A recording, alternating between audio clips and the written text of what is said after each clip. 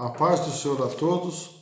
Hoje nós vamos falar sobre a reconstrução do terceiro templo de Jerusalém. Isso vai acontecer quando o anticristo, isso está previsto na Bíblia, que vai ser o anticristo que vai reconstruir, vai ser no período dele que vai se reconstruir o terceiro templo.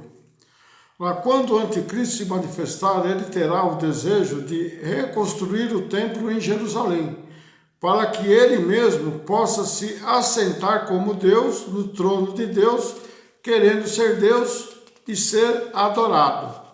Lá em 2 Tessalonicenses confirma isso. 2 Tessalonicenses capítulo 2, versículo 3. Ninguém de maneira alguma vos engane, porque não será assim sem que antes venha a apostasia e se manifeste o homem do pecado, o filho da perdição, que é o anticristo. No 2,4, o qual se opõe e se levanta contra tudo o que se chama Deus ou se adora, de sorte que se assentará como Deus no templo de Deus, querendo parecer ser Deus. Então veja que ele vai se sentar no templo, então ele vai estar reconstruindo o templo, né? Mas antes de falarmos sobre a reconstrução do templo, né, do anticristo, vamos entender como tudo começou. Isso tudo começou quando Abrão foi lá nas terras de Moriá, que Deus pediu para Abrão sacrificar seu filho Isaque. Então diz assim, Gênesis 22, 2.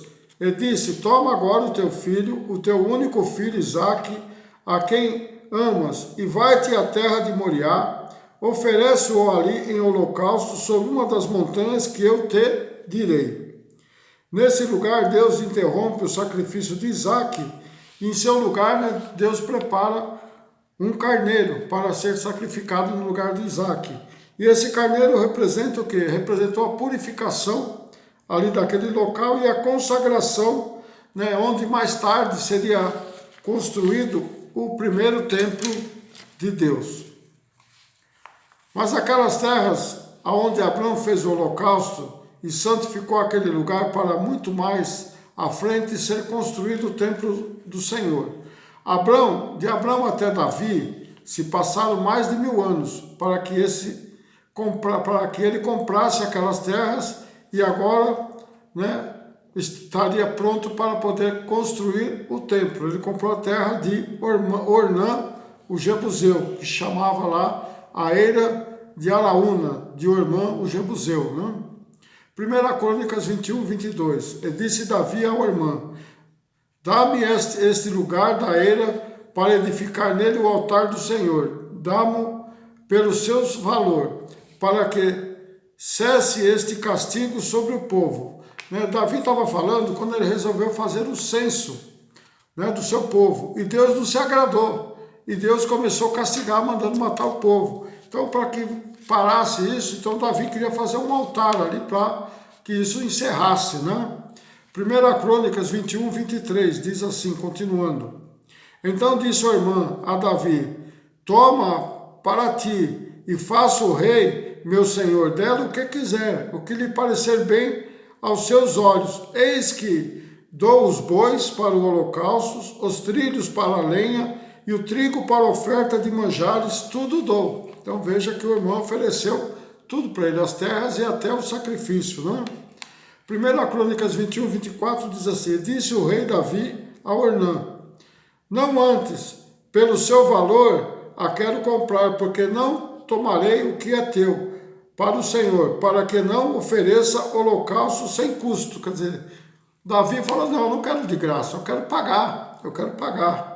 Né? Lá em 1 Crônicas 21, 25 disse assim, e Davi deu a Ornã por aquele lugar o peso de 600 ciclos de ouro.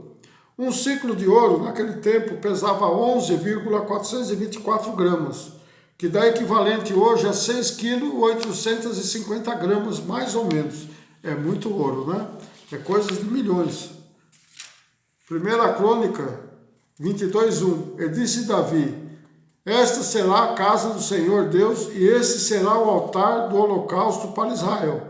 Mas por causa de Davi ter derramado muito sangue, né, ter feito muitas guerras, não edificará ali o meu santuário, disse Deus, né? Não, você não vai santificar ali meu santuário.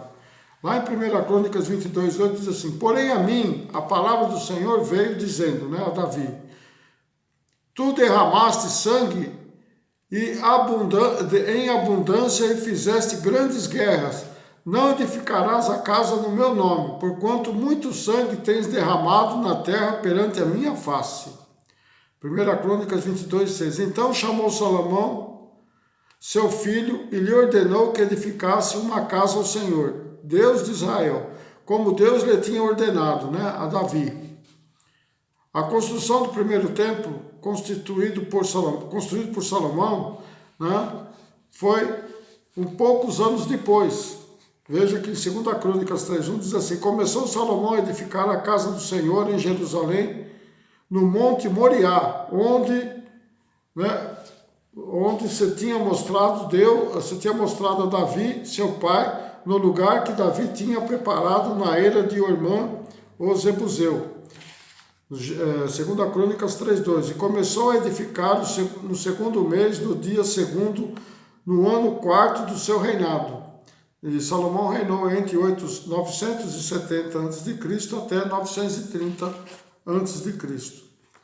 Então esse foi mais ou menos logo no começo do reinado de Salomão, ele já começou a edificar, alguns anos depois que Davi morreu e Salomão começou a reinar. Praticamente no quarto ano, 4 anos depois da morte de Davi. No primeiro templo, foi destruído por Nabucodonosor em 586 a.C., quase 500 anos depois de Salomão ter reconstruído o templo.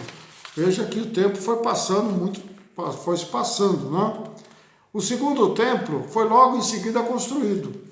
O segundo templo foi construído em 535 a.C. por autorização de Artaxerxes, quer dizer, o rei Ciro, o Medo-Persa, que está na Bíblia, descrito na Bíblia. Para a história chamava Artaxerxes, mas na Bíblia é chamado de Ciro, o Medo-Persa. Esdras 1:3. Quem há entre vós, de todo o seu povo, seja seu Deus com ele, e suba a Jerusalém, que é em Judá, e edifique a casa do Senhor Deus de Israel. E ele é Deus que habita em Jerusalém. 1:5, Esdras 1:5. Então se levantaram os chefes dos pais de Judá e de Benjamim, e os sacerdotes e os levitas, com todos aqueles cujo Espírito de Deus despertou, para subir e edificar a casa do Senhor que está em Jerusalém. Então aí foi reconstruído o segundo templo. Foi através de Artaxerxes, quando foi lá, libertou o povo de Nabucodonosor, e logo em seguida ele mandou já reconstruir o templo.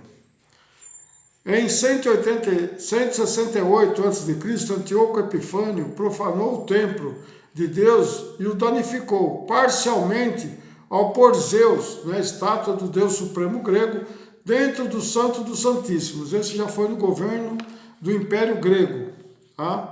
Já no Império Romano, Herodes o Grande, em 20 a 19 a.C., começou a reconstruir o templo de Jerusalém, que fora profanado por Antíoco Epifânio, onde fez grandes melhorias na reforma do templo. Então não é que ele reconstruiu, ele reformou e fez melhorias. Em 70 d.C., o templo de Jerusalém foi destruído por Tito Flávio Domiciano, que era filho de Vespasiano, irmão de Tito, e era do Império Romano. Então, 70 d.C. foi destruído o templo de Salomão. Desde então, Jerusalém ficou à mercê dos povos que viviam naquela região. Na Idade Média, com as cruzadas entre 900 a 1100 d.C., houve várias cruzadas, 8 cruzadas, mas não foi muito bem, essas conquistas não foram muito boas, não se deram muito certo, para reconquistar Jerusalém. E por causa essas causas infrutíferas, fizeram com que o povo ainda continuasse acreditando que Jerusalém podia ser reconquistado pelos cristãos e pudesse voltar a reconstruir o templo.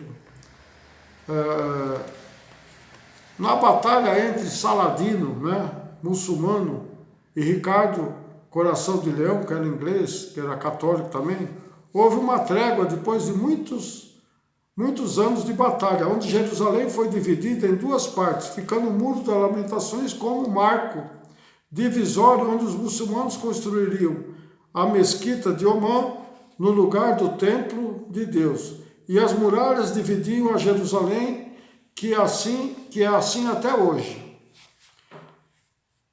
Desde que Israel reconquistou a parte oriental de Jerusalém na Guerra de 6 Dias, em 1967, o maior sonho do povo judeu é a reconstrução do templo. O templo só não foi ainda reedificado porque na área do antigo templo está edificado a mesquita de Omã, né? Ou a mesquita do Domo da Rocha, dos muçulmanos. E falar em derrubar esta mesquita hoje em dia seria o mesmo que declarar guerra aos muçulmanos, quer dizer, ele é mesmo que declarar guerra lá no Oriente Médio. O Oriente Médio já ia pegar fogo se destruísse a mesquita de Omã, né? Que é o símbolo dos muçulmanos. O que diz a arqueologia? Escavações estão sendo feitas por baixo da área da esplanada do templo, né? E os judeus já começam a acreditar que a área, né, do antigo templo seria um grande pátio situado ao lado da mesquita. E se confirmado, né, o templo seria reerguido ao lado da mesquita, e essa área ficava de frente ao portão dourado de Jerusalém, por onde Jesus Cristo entrou, lá na entrada triunfal, né, de Jerusalém, quando hoje, né, comemoram o domingo de Ramos, né, que ele foi lá recebido com ramos, né, até os dias de hoje pelos católicos, né. O sonho de reconstruir o templo é realista e biblicamente correto. Apesar de que a esperança judaica para o próximo templo, né, o terceiro, é que ele seja um templo messiânico. A Bíblia deixa claro que ele será, na verdade, o templo transitório do anticristo, que será deixado depois para Cristo reinar no milênio. Então, isso vai ser um templo transitório que o anticristo vai fazer e vai ficar ali, né, depois vai ficar para Cristo reinar no seu milênio. Em escavações mais recentes, descobriu-se pelos arqueólogos parte do templo original de Salomão, que foi edificado na cidade de Davi, que ficava ao lado do templo que hoje está a mesquita de Omã.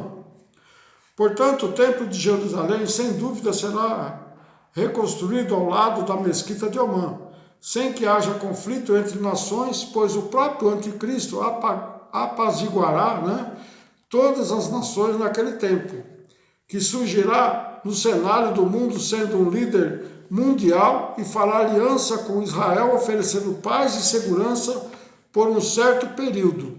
E depois se manifestará nele, no anticristo, a encarnação de Satanás. E fará cessar a aliança com Israel e se iniciará um período descrito na Bíblia como a grande tribulação. Depois virá a grande batalha do Armagedon, e por fim o reino milenar de Cristo na terra. Então, o terceiro reino, o terceiro templo será reconstruído pelo anticristo, mas vai ser para uso de Cristo no milênio. Se você quiser saber mais sobre isso, entre no meu playlist deste canal, lá no final dos tempos, tem todos os vídeos respondendo essas perguntas. Hoje eu só falei sobre a reconstrução do templo, mas do anticristo, dos falsos profetas, está tudo lá na série do playlist. E você que gostou, né, deixe seu joinha aí e não esqueçam de se inscrever e também compartilhe com seus amigos, porque é muito importante saber da palavra de Deus, porque hoje o mundo está se voltando para o anticristo. O mundo já jaz no maligno, né? E já está se preparando para o anticristo. Se nós não nos conciliarmos com Deus agora, não vai dar mais tempo. Porque quando ele voltar, não vai mais ter tempo para ninguém, vai ser um piscar de olhos. Então, irmãos, comece agora a mudar seu padrão de vida. Veja essas postagens que eu tenho feito aí no playlist, né, sobre o final dos tempos, e tire suas conclusões. Amém? Que Deus abençoe a todos. Até uma próxima.